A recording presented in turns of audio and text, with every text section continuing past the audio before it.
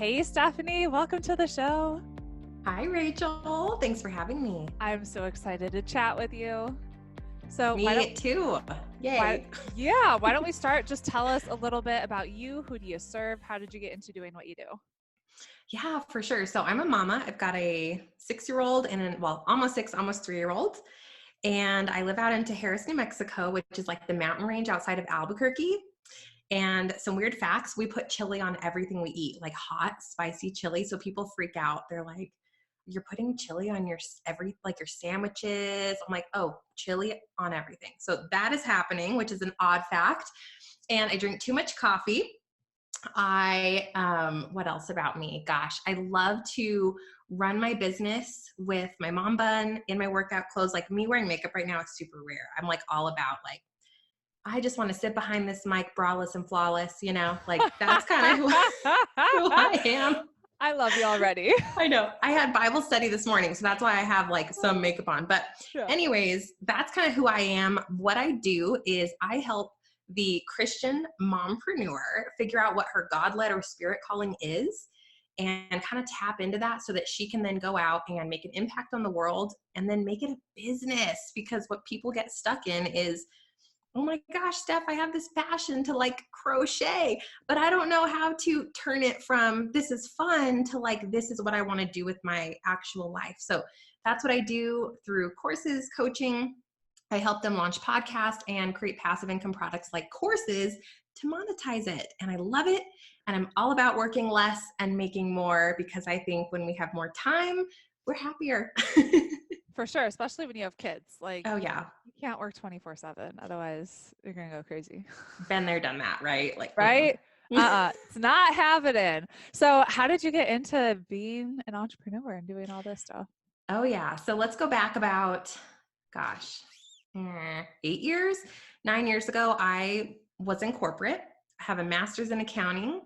I was raised from Steph, stability is key, right? My dad was the first one to go to college in his family, the 401k, and like he had a great job. And that was like, ooh, the American dream. Yeah. So I never even realized entrepreneurship was an option. It's like, oh, you just go to school and you just get the comfy corporate job. Yep. So I did that and climbed the corporate ladder. I was the youngest financial controller in this global solar company. I was going to Germany and Spain, had the BlackBerry, and it was great because it was just me. And I loved work. I still love work.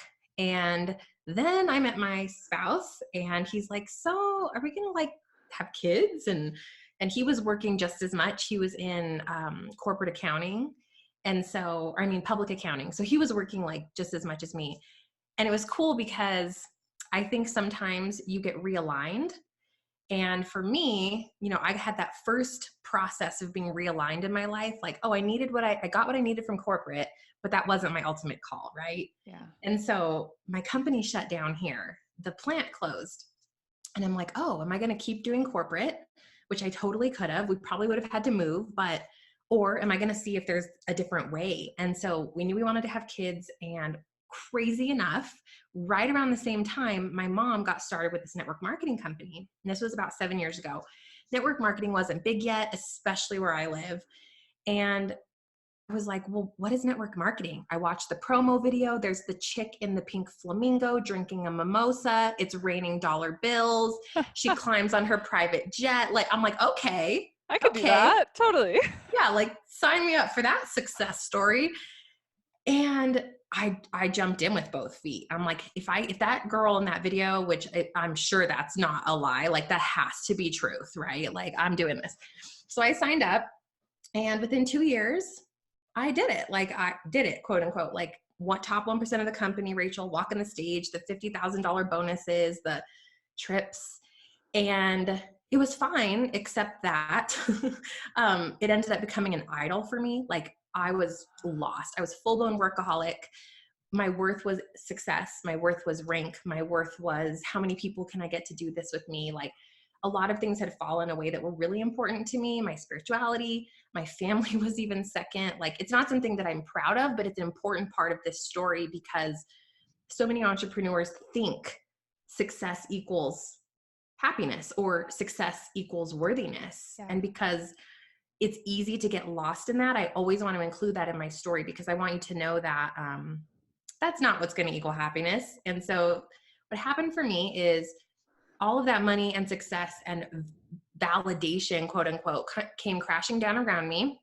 4 years into the business, they went through like a rebranding. People were jumping to the next best thing. You know, all the cool companies were out, nail polish and leggings with pizza on it, and like the lipstick that doesn't come off unless you put acid on your face. Like, oh my gosh, like I'm going over there, right?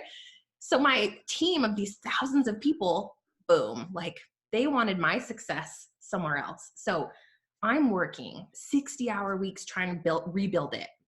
And I'm fiercely loyal. So I felt like I couldn't leave. I couldn't start over. I'm 60 pounds overweight. I'm a full-blown workaholic. I'm working at 5 a.m., at 10 p.m. on vacation. My poor child has never seen me without my headset on at this point. And I just couldn't make it work. And there was this day, here was the dark moment, the aha moment for me, the beginning of the light. Like in your darkest moments, those are actually the beginning of the light, which is cool. Now I know that. But I go to the budget and I realize our income has been cut in a third in a year. The lifestyle, we haven't changed.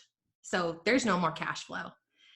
I have to borrow money from my son's savings account to pay the bills. I have to go to my husband and say, hey, remember when I kept telling you this was all for you? And like, if I just worked hard enough, it was all going to be worth it. Like, oh, I actually see that I was lying to myself. And for the first time ever, I've failed at something. And it was like the deepest reckoning of self-realization. Oh, I'm not money. Oh, people don't love me for what I do. They love me for who I am. And oh, now who am I? Because my whole entire worth was wrapped up in this company, truly. So what did I do?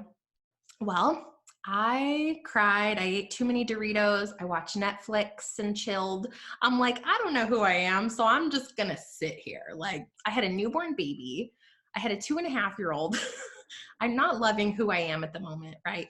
And I had to go through this really dark season of self-realization. It took about a year, Rachel, of like therapy, prayer, realigning spiritually, figuring out who I wanted to become, that I wasn't my work, to ultimately get to the type of entrepreneur I wanted to be and the woman that I wanted to be and what really mattered to me. And so I went through this whole discovery process. It was not overnight. I never heard a big booming voice like, Stefanie, do this. Like people wait for clarity. That didn't happen. But I did start to gain some direction through, prayer and through new mentors that were brought into my life and getting spiritually aligned with what God was calling me to do instead of what I thought I should do. And I was led to helping female entrepreneurs in the online space. Like I had grown a 1% business on Facebook. So I was like, I bet I could help other people do that. And so I started there and it kind of progressed over it's been about 2.5 years since that point. And now it's progressed to, I found this micro niche of Christian mompreneurs that I'm now helping figure out what that call is for them, because everybody's call is different, but they just don't know how to take action on it. And now it's cool because I'm the woman that I wanted to be 3 years ago, but didn't know how to become her. And it started with one action every day that she would do. Like, would she go to the gym today? Yes. Would she speak her truth or would she put up the filtered truth? Nope. She would speak the truth. She would be authentic, so it was like a lot of mess to get here. Oh my goodness. What a story. And I see so much of like my journey through what you've been through. Like I started network marketing 8 years ago. I was at the top 1%. The company restructured. My income was cut in half. I started this business 2.5 years ago, teaching entrepreneurs because I had success on Pinterest. And so no way. Yeah. So I'm just like, oh my God, we're the same. Twins. But there's so much wisdom in what you said. I think especially network marketing, because they praise like the top recruiters and the high income earners, that it's so easy to become that workaholic and to get yourself so wrapped up in that because you get so much validation out of it. And I found myself too of getting so wrapped up in like my worthiness is based off of my income and what I make. And part of that was my dad asking me like, how much did you make? I'm so proud of you. And him like validating that, and then me being like, I love that you do that, but I'm a lot more than the money that I make. And I think it's because like people, especially our parents, they love us and they want us to be okay. And they know Right. that money equals stability. Totally. And it's not like, but it's hard because as natural achievers, which obviously you are, if you were 1% network marketer, Yeah. um, it's easy to go into, oh, like I get love when people affirm my worth in doing. So Yep. it's really easy for us as humans to get lost in that and to just be really brutally honest about network marketing. It's a business. They are million and billion dollar companies Yeah. built off of a whole bunch of people performing, right, at a very high level. And so of course they're going to tell you go perform, go perform. That's how they make money. Like, Yeah. and it's hard because you feel like the warm and fuzzy and it feels like a family. Yeah. And there are great pieces about the industry, but don't get lost in that because you are still a pawn in a big game making 20% commission. Like, let's just be honest. Yeah. I'm not saying network marketing is bad, but I'm saying it should be a piece of your portfolio. It should not be the thing, like the only, Totally. because it's not yours and you can lose it overnight. Totally. I have some of my students are in network marketing and I'm like, we need to create a separate side hustle, like something that is yours that you own because you don't own that company. And I No. learned the hard way when they restructured, like it could be like changed like that and you just don't know. It can. And even if you were like, and I would say the same thing to someone else. It was like, well, should I be just 100% this? Like, should I create this one brick and mortar business? I'd be like, yes, initially. Yeah. And then we're going to add a second stream because no matter what you do in today's space, you always want to diversify. So I'm not just saying network marketing. Those of you listening, like, well, I don't like her because I'm a top nut 1%. Like, I get you. I was you. Believe me. Just think about, we are challenging you to think about what other skill sets and passions you have to add to that portfolio. You can always add to it, right? Amazing. So, how do you help women earn more by working less? Okay, so I'm this huge advocate of passive income. Yeah. Now, so there are many types of income. Let's talk about this. There's time for money, which is corporate, coaching one-on-one. 1 hour of my time equals blank amount of money per hour. There's residual income, which would be like a membership group.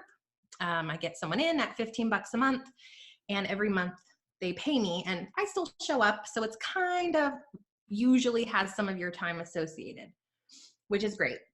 My favorite is called passive income. And what this means is if you create a digital something, a product like a course or a handbook or a workbook or something online that you create one time, and then you get to step away from it and it solves a solution for your avatar and they keep buying it.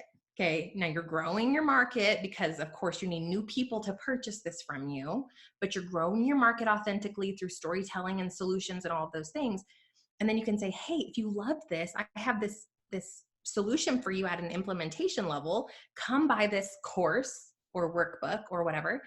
And they buy it and you don't ever touch it. You don't meet with them, none of it. So it's like this huge win-win-win because for you, it's no time spent, 90% profit. For Right. them, it's less expensive than working with you one-on-one, right? Yep.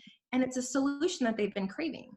So once I started to see, oh my gosh, I'm getting the same question over and over. Let me create a course. I was hooked. And Totally. since then I've made 7 courses, but only one is like, so, and you can dabble because you may be like, well, I think I see a solution, and then know that it's a progression and you can grow over time and you can add new things into your portfolio of passive products. Yeah. But I now have one, and 60 or 70% of all my profit comes from passive income, online courses. I'm a huge advocate of online courses. So we have one that sells every day. Mm. And Oh, the it dream, girl. it's like magic though. Like when you can figure it out and then you can teach it to other people, it's just especially when you're a mom. I think it's so, Mm.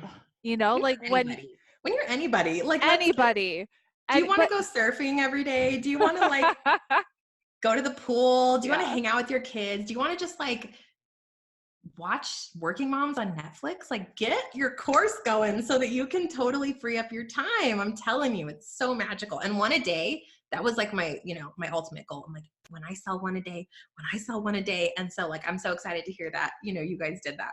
Heck yeah. So I remember, gosh, so I was still in my network marketing business was in the fitness space. And so I was like, I'm going to create a course and like it was related to health and fitness. And so I created a webinar, I made it an automated webinar, and I went on a cruise with my family. And I remember getting off that cruise, I turned on my phone and I had 3 people buy that course from the automated webinar. And I was just like, what just happened?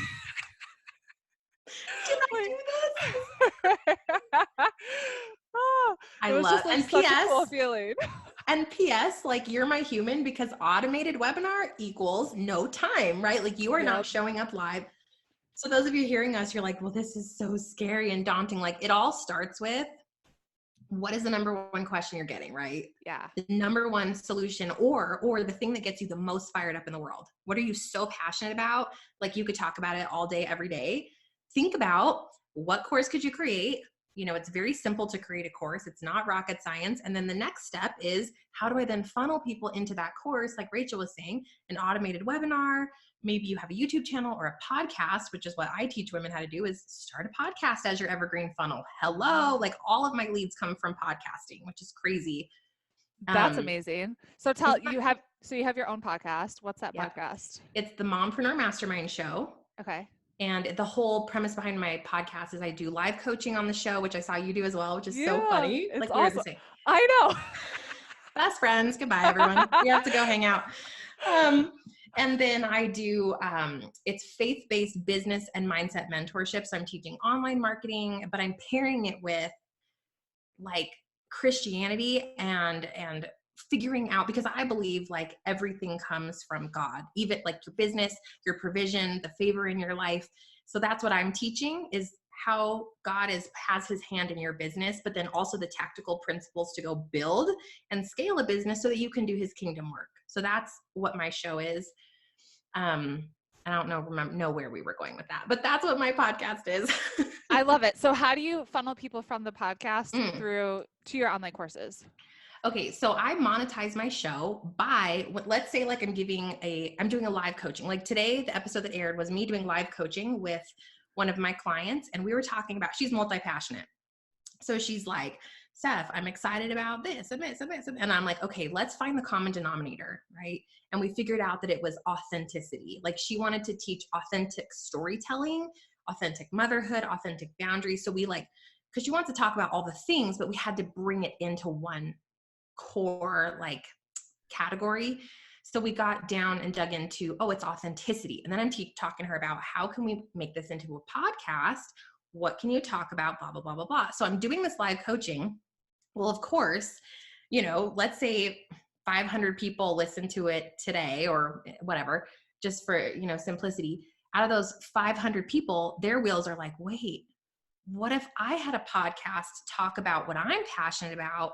And then maybe more people would come and follow me and I could grow my community. So their wheels are spinning. Mm-hmm. So they start DMing me, Steph, do you think I could do that? And then they're looking at my stuff and they're like, so my inbox is flooded with, let's even say 1% of people take action on that today, which is evergreen and people are listening forever. Yep. So it's working for me because they're seeing me provide a solution and they're going, I want that solution in my life. I've tried to grow. I've tried to scale. I'm on Instagram 75 hours a day and it's growing at a snail's pace and I'm super frustrated. So annoying. So annoying. And they're like, how can I grow faster? And I'm like, hello, it's audio, period. Yeah. It's audio. Like everybody wants to listen and do.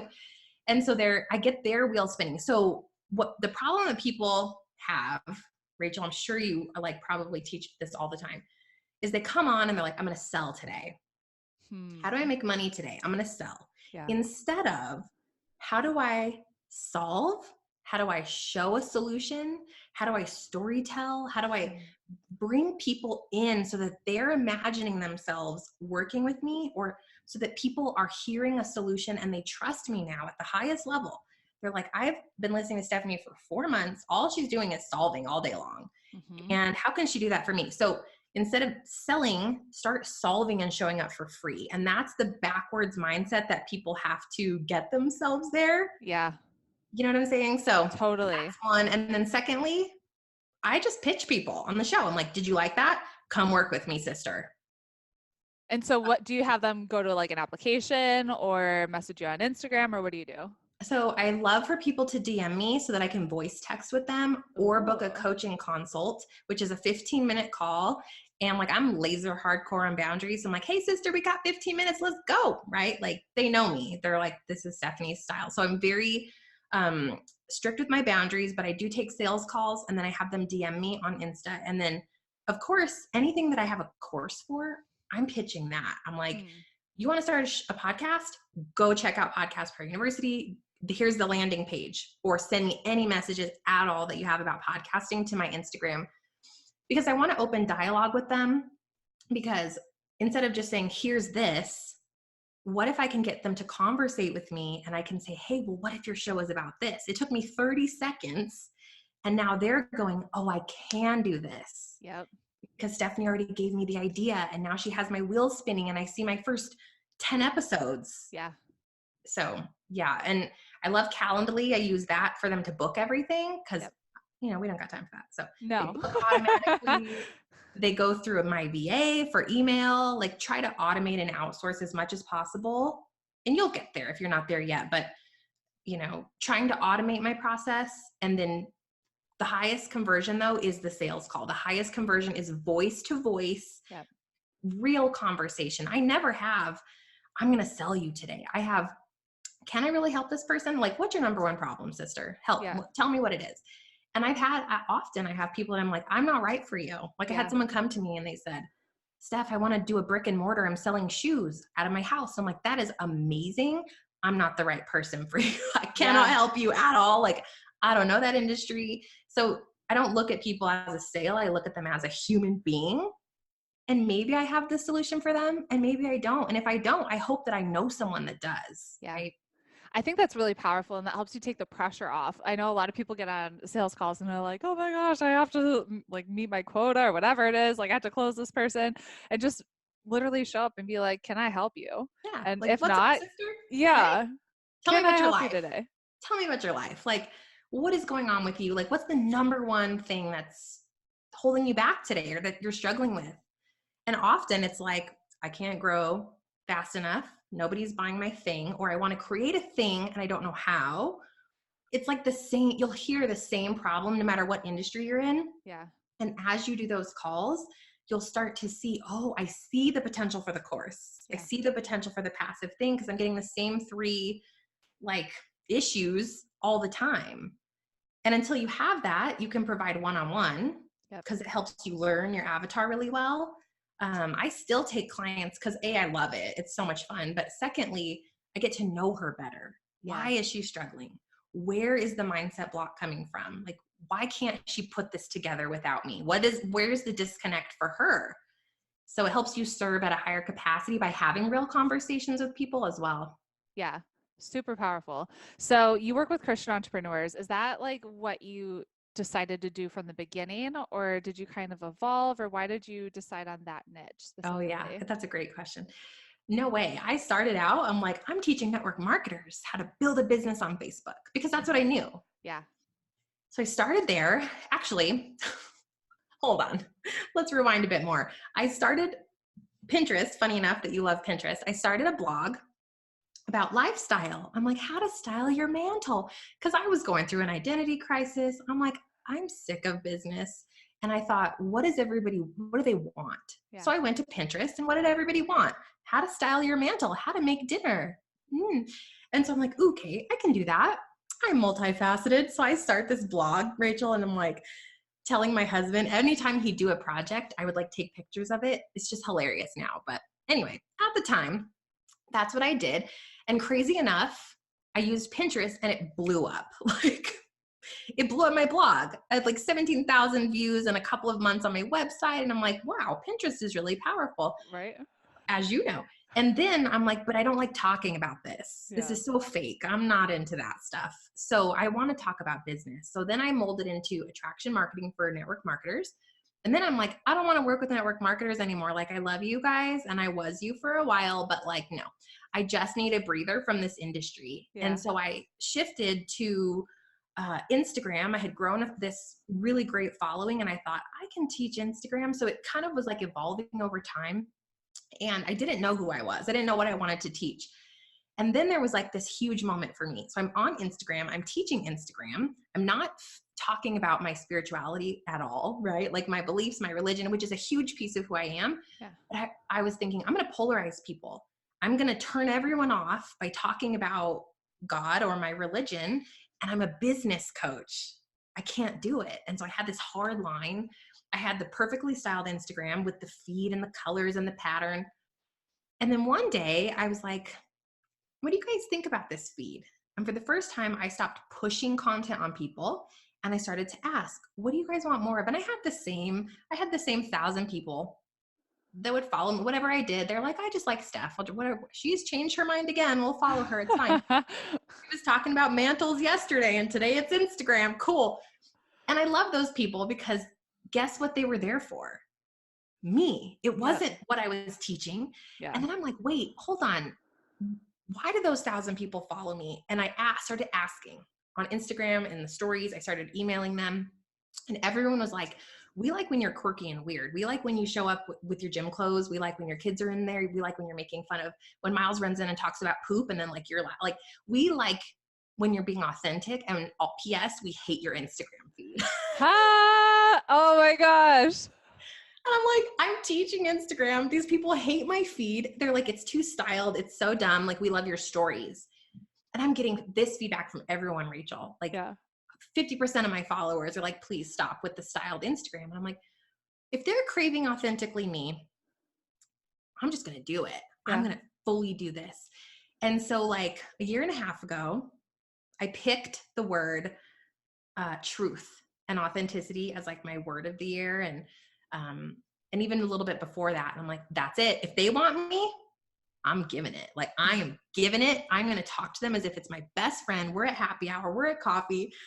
Like she's getting it, you know, and she's going to love me or hate me. And that means I'm talking about religion. I'm talking about how God impacts our lives. I'm talking about how I fail as a mom. I'm talking about how I feel inadequate. I'm talking about money. I'm just going to bear it all.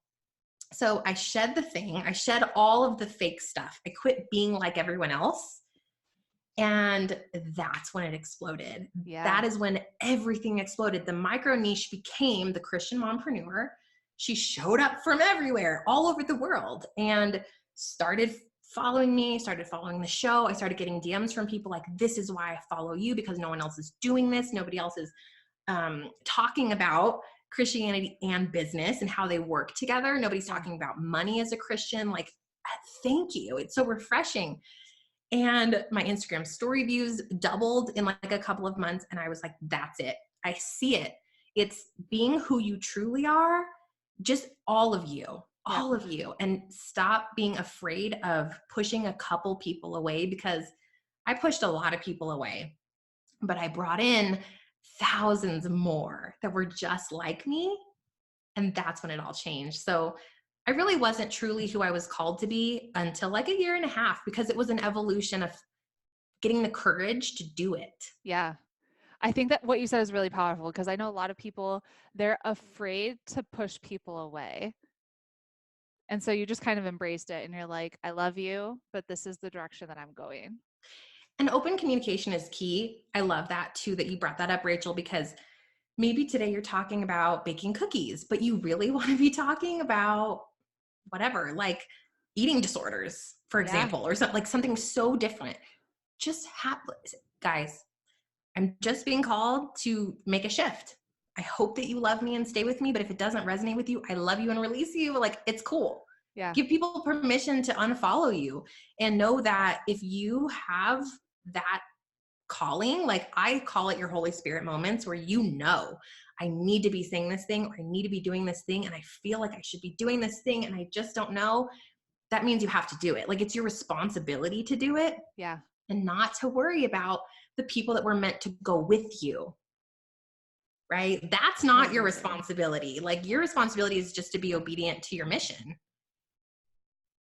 It's so powerful when you look at it that way. And I love just listening about the evolution of what you did, because I think a lot of people put so much pressure on themselves. If I have to figure this out and do this one thing, and this is going to be the thing that makes me $1 million. And like, you know, they just kind of like freak out about it.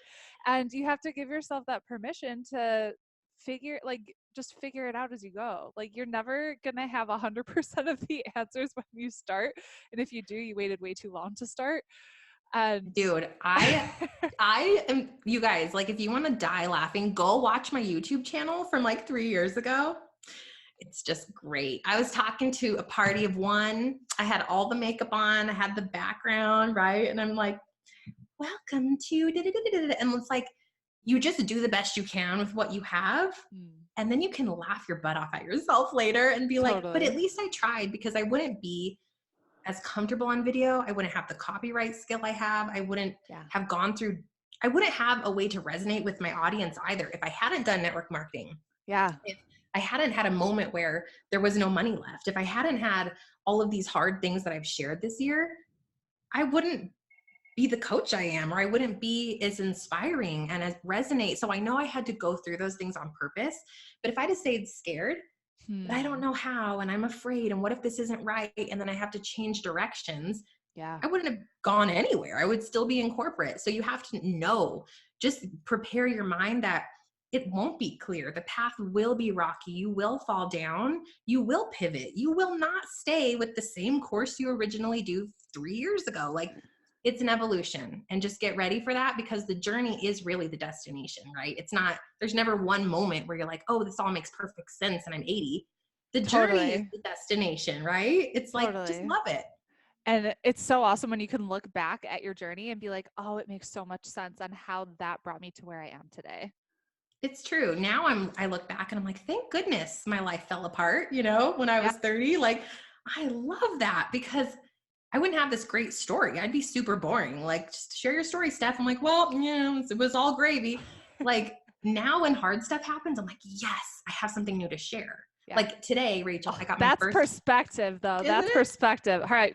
Share what happened. Okay. So I got my first bad review on my podcast today. Yeah. And it was because yesterday I talked about something controversial on my Instagram stories, and I'm sure I made somebody mad, and they were like, screw her, 1 star, right? Love it. Sorry.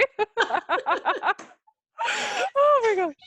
So I'm like, well, and that's true, because they didn't leave any comments. They're like, 1 star, I hate you, goodbye. You made me mad. And so I'm like, ooh, I wake up this morning and I'm like, ouch, like, and I was super, like, I was all kinds of bent out of shape. I'm like, 1 star, like, hello, this person sucks. And I'm like all angry. And then I'm like, but this is such a great opportunity for me to talk about something that was hard for me. And so I got out, I got it together, made an Instagram post about it. And my whole message behind that was like, you will be tested.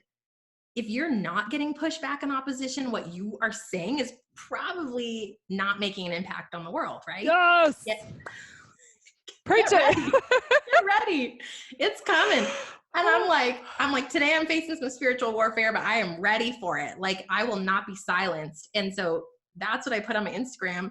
And I got blown up with like so many people commenting and DMing me. And like, they're like, yes, like I needed to hear this today. And I was so afraid of what Bobby Joe said to me last week. And I'm like, screw Bobby Joe. Like, so I love when the hard happens, because you can now share it and use it as fuel for somebody else's fire, right? For sure. And what's that quote? If you don't want to be criticized, like say nothing, do nothing, be nothing. Oh, good. That is good. Right? So good. What's the best book you've read? Recently, it's called The Circle Maker. So this would be for those of you, spiritual people, those of you that aren't like, this girl, I've had enough of her. But if you are into that, this book is so good, because it talks about prayer circles around the things that you want to further in your life, or you feel like you have this calling to do something great, and it teaches you how to have prayer circles around that. So that's really great if you're a spiritual person. If you're not, it's not a book, but Chris Harder's The Love of Money podcast has been so great for me recently on money mindset, finances, and all of that. Amazing. What does it mean to you to make an impact? I think what it means is not hiding behind what you are called to talk about, because you're afraid of the opposition, because you're afraid of the criticism, because you're afraid of someone making fun of you or being a jerk. It's like, if you're called to speak out, I feel that it's your responsibility to speak out, and it's your responsibility to impact change. And even if that change is one person, maybe that one person goes and impacts 2,000 people. So that's making an impact. It's to not be afraid. Hmm. Oh, what's next for you? It's a great question. I don't know. I don't know. I've had so many, this year has been like super transformational for me, and like all that authenticity.